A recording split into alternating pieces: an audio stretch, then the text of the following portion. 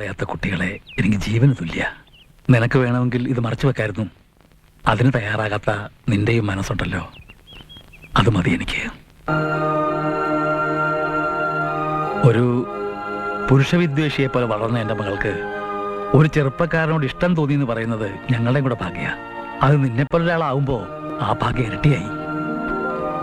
എന്നാലും ഒരെന്നാലും ഇല്ല, കഴിഞ്ഞില്ല. പിന്നെ കല്യാണമൊക്കെ കഴിഞ്ഞ് ജീവിതത്തിന്റെ ഗൗരവം അവൾ മനസ്സിലാക്കുമ്പോ ഒരു തമാശ കഥ പോലെ നമുക്ക് തന്നെ ഇത് അവളോട് പറയാടോ. കൃഷ്ണന്റെ അച്ഛന്റെ സ്ഥാനം എനിക്ക്, അതുകൊണ്ട് അവന്റെ കല്യാണ കാര്യത്തില് എനിക്ക് ചില തീരുമാനങ്ങളുണ്ട്. അയ്യോ, ഞാൻ അതല്ല പറഞ്ഞത്. പിന്നെ എന്റെ ഭാര്യയോടെ ശരീരം അധികം ഇളയതെന്നാ ഡോക്ടർ പറഞ്ഞു. ഞാൻ പറഞ്ഞിട്ട് അവള് കേൾക്കണില്ല. തന്റെ ഭാര്യയോട് പറഞ്ഞ് അവളെ ഒന്ന് ഉപദേശിക്കാൻ പറയണം. ഗോപാലകൃഷ്ണന്റെ വിവാഹാഘോഷ കമ്മിറ്റി ചെയർമാൻ ആണെന്ന് പറഞ്ഞാൽ ഈ ബഹളം. തനിക്ക് അവന്റെ അമ്മാവനാവാമെങ്കിൽ തന്റെ ഭാര്യ ചെയർമാൻ ആകുന്നതിൽ ഒരു തെറ്റുമില്ല.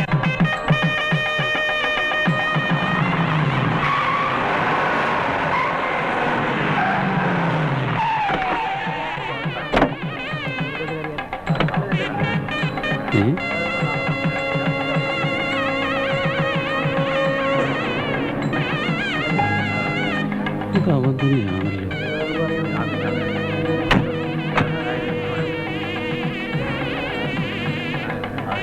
നീ ക്യാമറ ഒന്ന് പിടിച്ചേ, ഞാൻ പോരാം.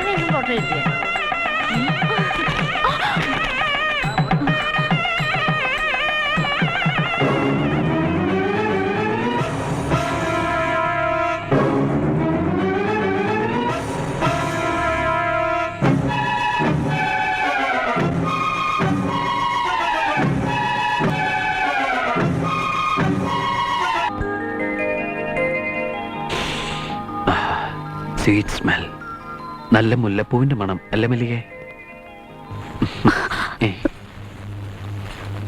എന്താ? എന്നോട് ക്ഷമിക്കണം.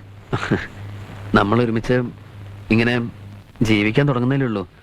അതിനൊക്കെ മുമ്പ് ക്ഷമിക്കണമെന്ന് പറഞ്ഞ നമുക്കൊന്നിച്ച് ജീവിക്കാൻ പറ്റില്ല.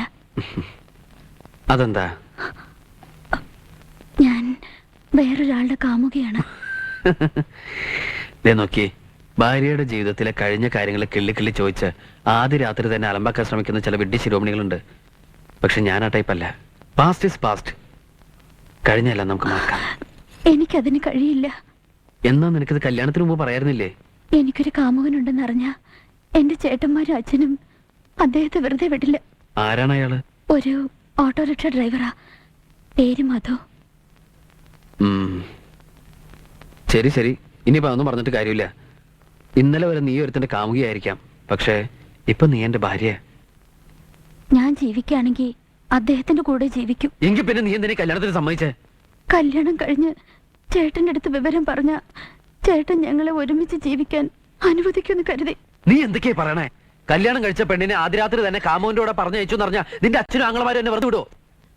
എന്തായാലും എനിക്ക് നിങ്ങളുടെ കൂടെ താമസിക്കാൻ കഴിയില്ല. ഞാൻ ഗർഭിണിയാണ്. ദയവേത് എന്നെ പറഞ്ഞു വിടണം. എന്നെ കൊണ്ടുപോകാനായിട്ട് മധുവേട്ടൻ പുറത്ത് ഓട്ടോറിക്ഷയായിട്ട് വെയിറ്റ് ചെയ്യാം. ഞങ്ങൾ ഒന്നായി ജീവിക്കാൻ അനുവദിക്കണം. ഞാൻ കാല് പിടിക്കാം. ഏയ്,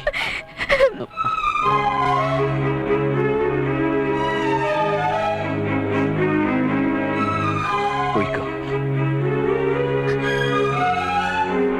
ഈ ഉപകാരം ഞങ്ങൾ ജീവിതത്തിൽ ഒരിക്കലും മറക്കില്ല.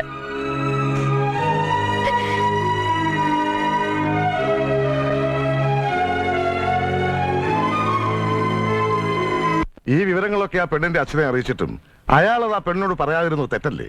പണ്ട് കഴിഞ്ഞ സംഗതിയല്ലേ, അത്ര പ്രശ്നമാക്കണ്ടെന്ന് അങ്ങനെ കരുതി കാണും. ഏയ് അങ്ങനെയൊന്നുമല്ല. നല്ല തങ്കം പോലത്തെ ചെക്കനെ 10 പൈസ സ്ത്രീധനം കൊടുക്കാതെ കിട്ടിയപ്പോ അങ്ങനെ മറന്നുപോയി കാണൂ. അത് തന്നെ. ആ ഇനിയിപ്പോ ഇതിലൊരു തീരുമാനമെടുക്കേണ്ടത് ആ പെണ്ണാണ്. നേരത്തെ ഒരു കല്യാണം കഴിക്കുകയും ആ വിവരം മറച്ചുവെച്ച് വേറെ പെൺകുട്ടിയെ താലി കെട്ടുകയും ചെയ്താൽ അത് ഗുരുതരമായ കുറ്റമാണ്. മാത്രമല്ല, ആദ്യ ഭാര്യ ജീവിച്ചിരിക്കുകയും ആ ബന്ധം നിയമപരമായി വേർപെടുത്താതിരിക്കുകയുമാണെങ്കിൽ രണ്ടാമത്തെ വിവാഹത്തിന് നിയമസാധുതയില്ല. പക്ഷെ ഇതൊക്കെ വേണോ കുട്ടി? ഒന്നുകൂടെ ആലോചിച്ചിട്ട് പോരെ? No such cheating. ഒരു സെക്കൻഡ് വൈഫ് ആയിരിക്കാൻ ദയവ് ചെയ്ത് സാറിനെ നിർബന്ധിക്കരുത്. സത്യത്തിൽ ഞാൻ ഈ കേസ് പ്രൊസീഡ് ചെയ്യാൻ തയ്യാറെടുപ്പിലായിരുന്നു. അപ്പോഴാണ് രാധിക സാറിന്റെ മകളാണെന്ന് മനസ്സിലായത്. സാറിന്റെ ശിഷ്യന്മാരാണെന്ന് പറയാൻ ഞങ്ങൾക്കെല്ലാം എന്ത് അന്തസ്സാണെന്നോ. എന്നിട്ടും അവസാനം വരെ രാധിക സാറിന്റെ പേര് മറച്ചു വെച്ചു. അതെന്താണ് സർ? രാമേന്ദ്രൻ അറിയാലോ, സ്വന്തം മക്കളോടെന്ന പോലെയല്ലേ ശിഷ്യന്മാരോടും ഞാൻ പെരുമാറിയിട്ടുള്ളൂ. എന്നിട്ടും എന്റെ മോളുടെ കാര്യത്തിൽ എനിക്കൊരു തെറ്റുപറ്റി. പക്ഷെ ആ ചെറുപ്പക്കാരൻ ഞാൻ ഒരിക്കലും കുറ്റം പറയില്ല. സാറ് പറഞ്ഞു വരുന്നത്? ഒരു കല്യാണം നടക്കാൻ വേണ്ടി 1000 നുണകൾ പറയുന്ന ഈ കാലത്ത് എല്ലാം തുറന്നു പറഞ്ഞ് ഈ കല്യാണത്തിൽ നിന്ന് ഒഴിവാക്കാനാണ് ഗോപാലകൃഷ്ണൻ ശ്രമിച്ചത്. ഈ കേസുമായി അവൾ വേറൊരു വക്കീലിനെ തേടി പോകരുത്. പോയാൽ ആ ചെറുപ്പക്കാരൻ ജയിലിലാവും. ഞാൻ പറയുന്നത് തനിക്ക് മനസ്സിലാകുന്നുണ്ടെന്ന് കരുതുന്നു. അച്ഛന് വേറൊരു ഭാര്യ ഉണ്ടെന്നറിഞ്ഞാ അമ്മ വെറുതെ ഇരിക്കോ? അങ്ങനെ പറഞ്ഞു കൊടുക്കുമോളെ. അമ്മ ആള് കൊള്ളാലോ. അവളെ അങ്ങോട്ട് പറഞ്ഞേക്കുന്നതിന് പകരം സപ്പോർട്ട് ചെയ്യാ. അവള് ചെയ്താൽ എന്താണ് തെറ്റ്? ഞാനുള്ള അവന് മോന്തക്കിട്ട് കെട്ടി കൊടുത്താനെ. അമ്മേ, അന്നേ ഞാൻ എന്റെ എല്ലാ കാര്യങ്ങളും സാറിനോട് തുറന്നു പറഞ്ഞതല്ലേ. എന്നിട്ടും മറ്റുള്ളവരുടെ മുമ്പിൽ നാണം കെടേണ്ടി വന്നു. അവർക്ക് പറഞ്ഞിരിക്കാൻ വീണ്ടും ഓരോ കാരണങ്ങളായി. ഗോപാലകൃഷ്ണ, ഞാൻ വേറൊന്നും. ഞാൻ സാറിനെ കുറ്റപ്പെടുത്തിയതല്ല, എന്റെ വിഷമം കൊണ്ട് പറഞ്ഞു പോയതാ. അറ്റ്ലീസ്റ്റ് കാര്യങ്ങളൊന്ന് കേൾക്കാനുള്ള സന്മനസ്സെല്ലാം കാണിക്കാൻ പറയാം രാധികയോട്.